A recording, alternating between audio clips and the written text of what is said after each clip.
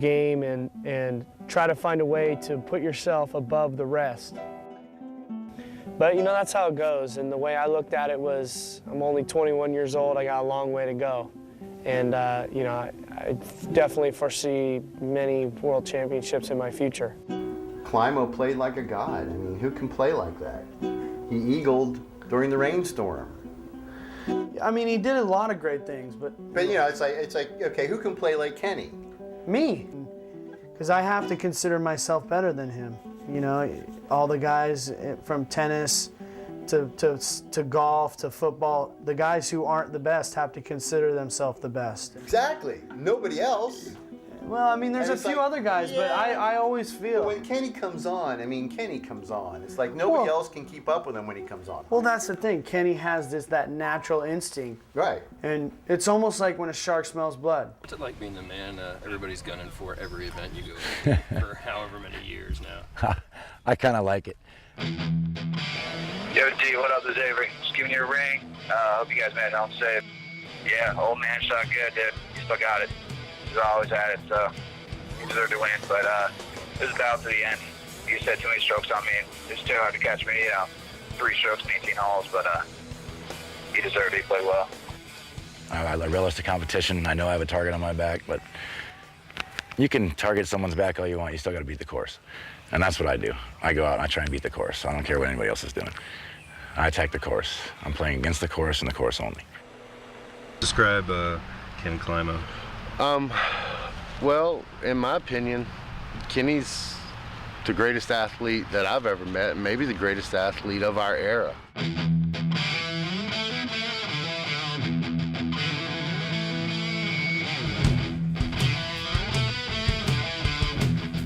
Representing Florida, 12-time world champion, 4-time U.S. champion, Ken Climo.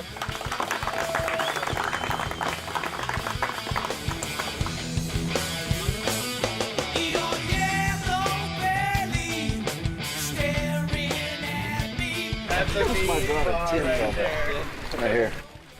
Oh, yeah. Not bad, huh? Nice. That's actually a good photo. It is. Yeah, it looks like you should be in going downhill. That's what I thought. All of us out there go, man, and this isn't disrespectful to Kenny in any way, but when is that guy going to get old? When is he going to get old enough to where he doesn't even want to come out anymore? This is the question I'd ask you in response to that, though. When is it that all of you young guys are going to completely take over and chase guys like Kenny, guys like Barry, all those Masters age guys up into the Masters division? The whole game, I think, is the level has risen. I haven't so much slipped to be competing, as tightly as I am these days. Is the whole level of the game has come up to me. I mean, there's a ton of people that are coming up, and when they hit that point where you get over the physical and incorporate the mental, it's going to be a shows on.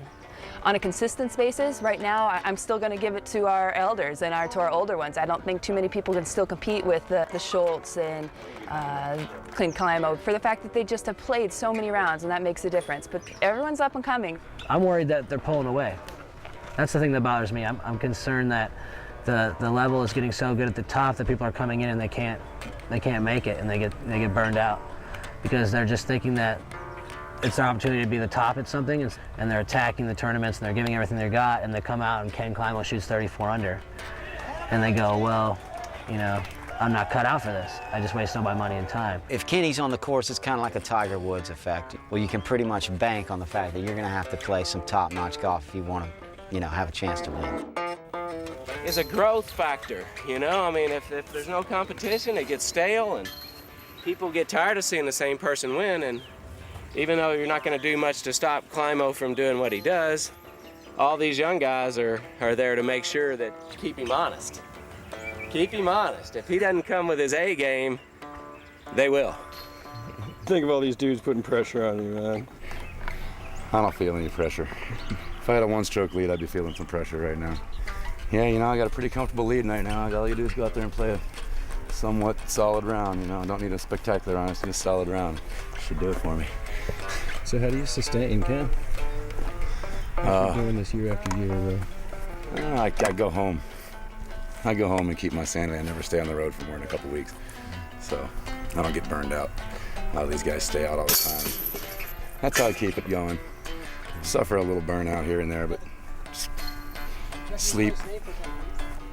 What's that? We had to take champion lists for 2-3 weeks. Now he's taking our money. Our money. I do it for competition. I do it for the thrill. You know, I love it. I just love the competition. The winds aren't very heavy. Feeling good. Putts on. I have to deal with that all day. Competition, that's what really drives me, man. I like to compete. I've been competitive, everything, really hardcore since the day I could be competitive. And I think that's what drives me the most. It's just the competitiveness in me to win. It's always been there. I have a passion for it. And I don't like to lose. He's fighting against the guy who set the bar. You know, 12-time world champion. You don't get to be world champion. 4-time United States disc golf champion. Yeah, disc golf champion. You just don't get there unless you know how to do it. He won his first world title in 1990. I was 5 years old. Your dad said that taking second to Climo was almost first. How do you feel about that? I mean, that's definitely true to the general public, but in my mind, there's no excuses. And, you know, I mean, we've gone back and forth because we are competitors. You know, two guys may be friends, but when you get on the course and you have to be competitive, it's a tough thing. And maybe you can just consider it a friendly rivalry, but yeah, I mean, out on the course, you know, we're not so close of friends, you know. How you doing? So, I mean, there's nothing wrong with taking second place. No, and as a matter of, you know, there was probably all these East Coast people that were just dying for you to fall back into obscurity after winning it so they could say, see, and you get a first one year and a second the next year.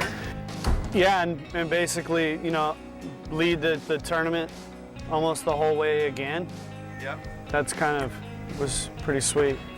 At first, it was like, you know, I was kind of, you know, I wasn't happy with it, but it was one of those things where to continue on with being good at what I'm doing, I had to kind of like let go of it.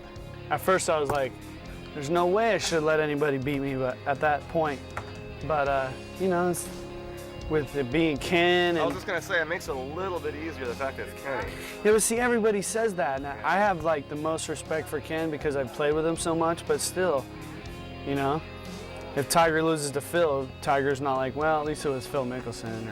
I really am looking forward to next year's championship, and I honestly believe that I'll be there at the end and have a chance to win the tournament. You know, I kind of modeled myself, like I was saying, after Tiger Woods a little bit. You know, nobody remembers second place.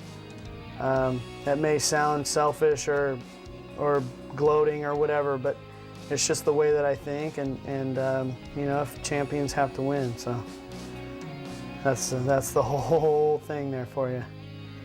You know, if I come back and win the next event against them, then that's just proving it right there that I could beat them at any time, basically. Yep. The question is, can you master Schaefer? The USDGC. USDGC is a great place to beat him. Although Nate was already a champion, he wasn't done. He still had something to prove.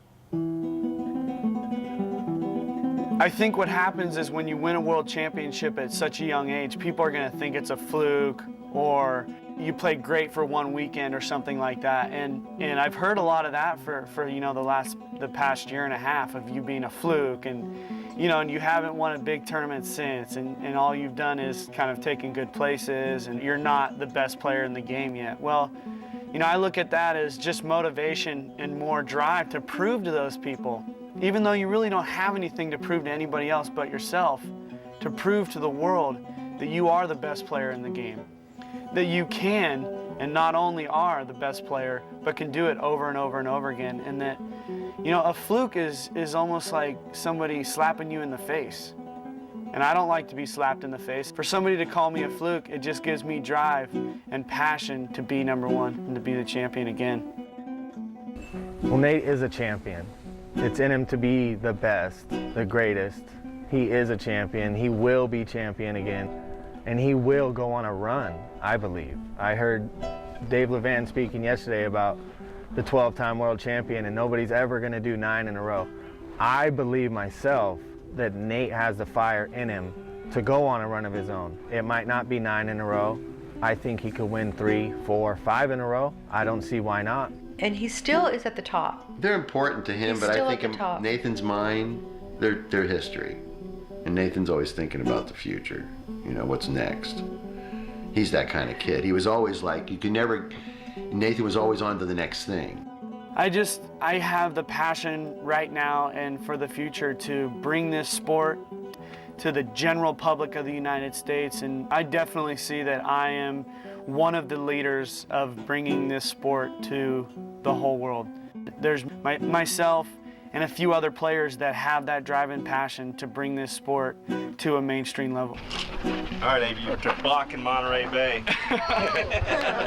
Thanks to all the volunteers and Tom, you guys are awesome. Thank you so much. Good show, guys. Inside, yeah, I definitely do feel like it's my time, and it's my time to shine and take that next step, dominate the sport. And that's what I have to do, and if I do that, I think I'll have a good chance to continue on and become one of the best players to play the sport. It's all about just playing. That's what it's all about. If you win, so be it.